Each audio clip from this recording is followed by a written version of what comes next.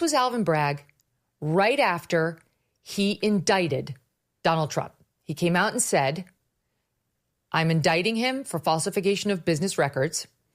People said that's a misdemeanor and the statute of limitations is expired. How can you bring that? He said, well, it becomes a felony with a longer statute of limitations if it was done, the falsification, to cover up an underlying crime. Then the press asked the question we all had on our minds. What was the underlying crime? What was he trying to cover up? And here is that moment.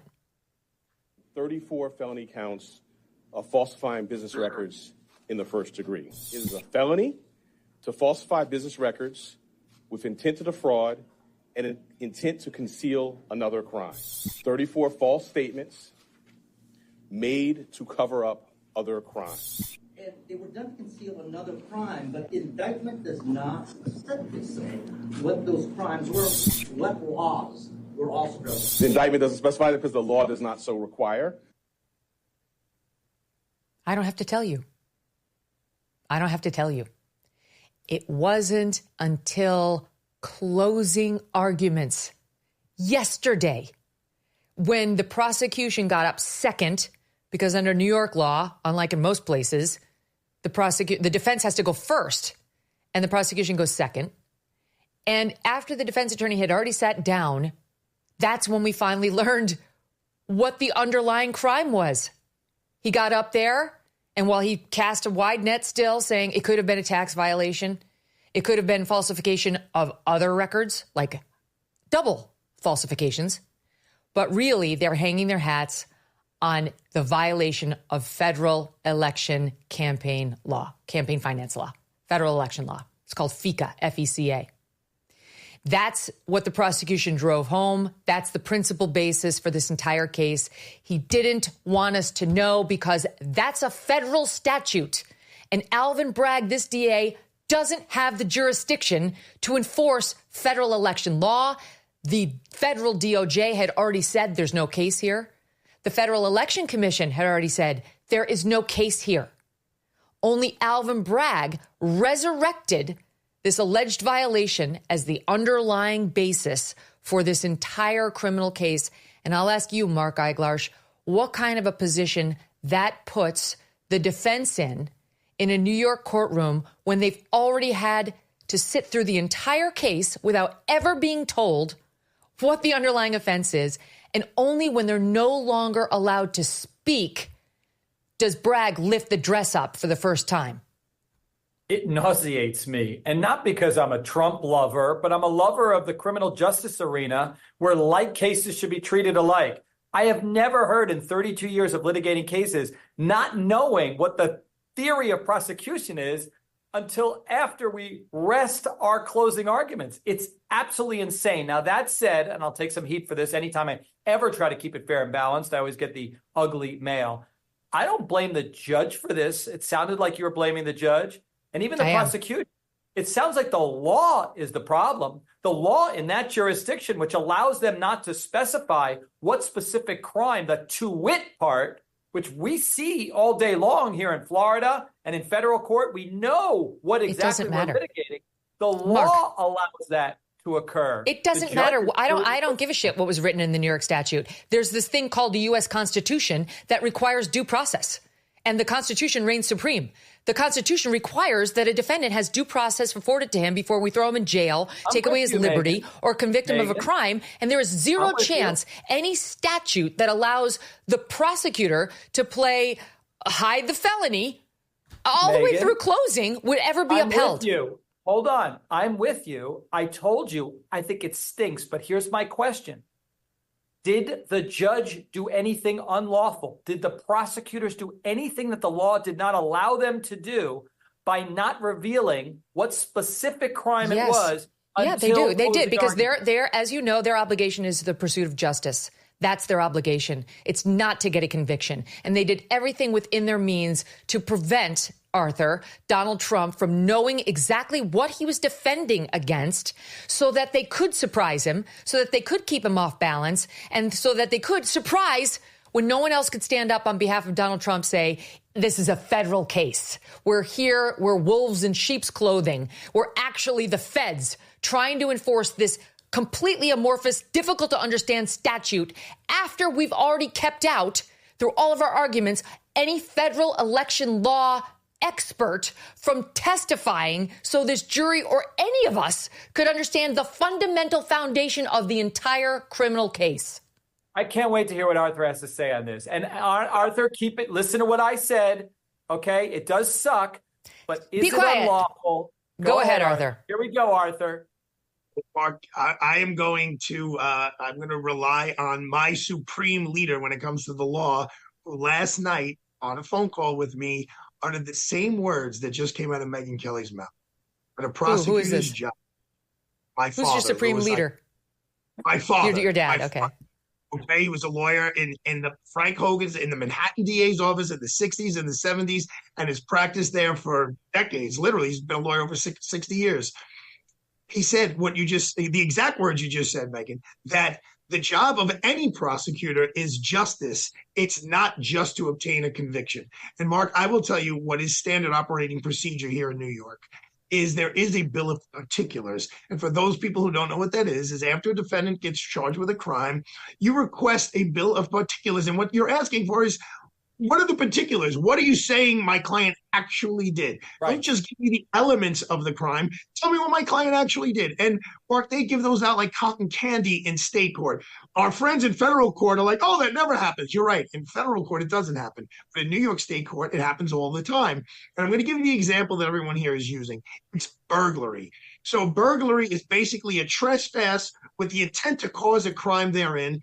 And the prosecutors don't have to prove the crime therein beyond a reasonable doubt. However, they almost always tell you what the crime is therein. Yes. They trespass to commit a larceny, to steal something. They trespass to commit sexual assault inside the property. They trespass to commit a physical assault. Here, they did not do that. And look, I don't want to say people we've been saying Arthur?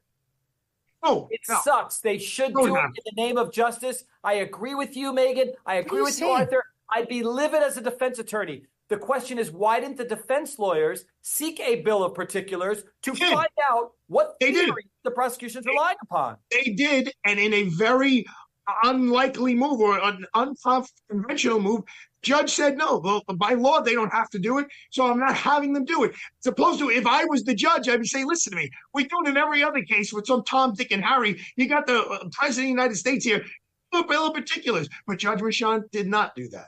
Wait a second. Why didn't the defense? Let me ask you this. Let me ask you this, Mark. Let me ask you this, Mark. You're Todd Blanche, Trump's defense attorney. You tried this whole case to the best of your abilities. He made some mistakes for sure, but to the best of your ability. Then it's time to do closings. Yeah. You're told you have to go first. You're like, what am I arguing? Can you say to the judge, you got to make him go first.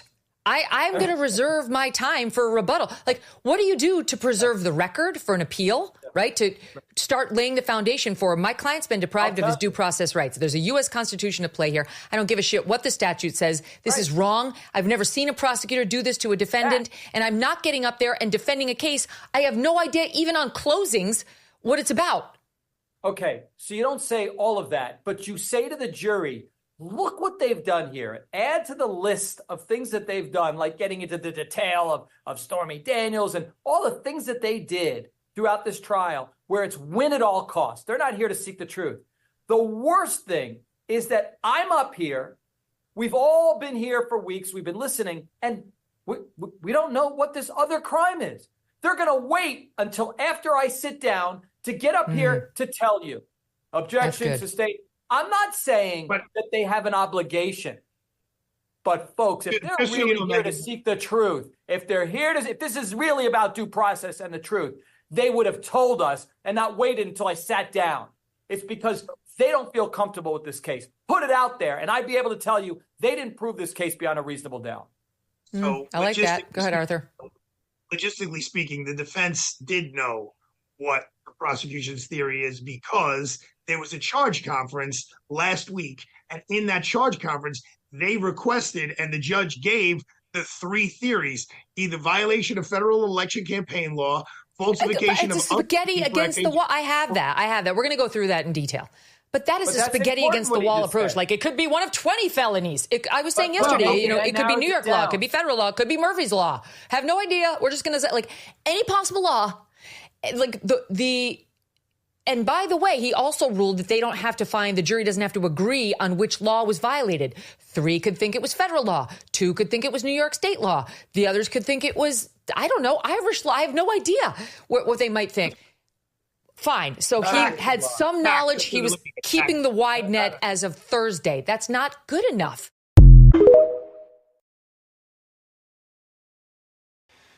There's something very fishy about how Judge Merchan came to preside over this case. There are 24 sitting judges who were supposed to be randomly selected from to take this case. Judge Merchan wasn't even on the have this movement of music called neo soul. Now we have these artists that everybody think is okay because they're not the hip hop artists. And we have Alicia Keys and Erykah Badu and Jill Scott and D'Angelo and Maxwell and Common and India Ari, who was at the Mega Fest, and Anubis, the god of the dead, and Osiris, the great grafter of the universe. The third eye, we talked about that in part 1. There is the Ankh, there's Queen Nefertiti. We got all of this Egyptian stuff where they are worshiping other gods. See, let me show you something. They asked D'Angelo, they said, what kind of artist are you? He said, well, I'm using the word artist loosely. I personally believe in art as it exists in the context of the phrase, thou art God. See, this phrase, art, is the word that connects the individual thou to their higher self, God, or to that which is universal. We have come adorned in the apparel of the anointed. Leather and feather, jeans and t-shirts, linen, cashmere, even polyester. We have come to seduce and serenade the night and the powers of darkness.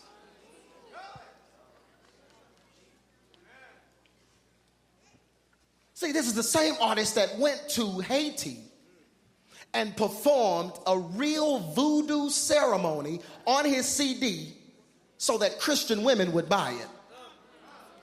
And they mangled a chicken and drizzled the blood of the chicken on their faces. They took pictures and put it on the album cover and named the album Voodoo. Now, this CD finds its way in a lot of Christian women's CD players. See, because I told you the first video, the devil knows that you're not going to just confess that he's God. He knows you're not going to confess that Jesus Christ is the white man's God. So what he has to do is play it into you with the only real ability that God gave him, which is music. Tell people all the time. But I remember Adolf Hitler made a statement, and I don't like quoting Hitler, but Adolf Hitler said, "You give me the music of a nation's youth, and I'll control that nation."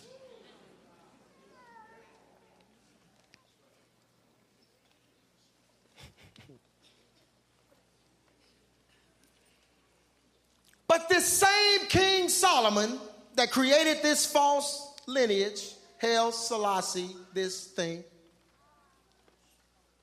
was also the wisest man, and King Solomon said something that was very brilliant and very wise. He said that death and life are in the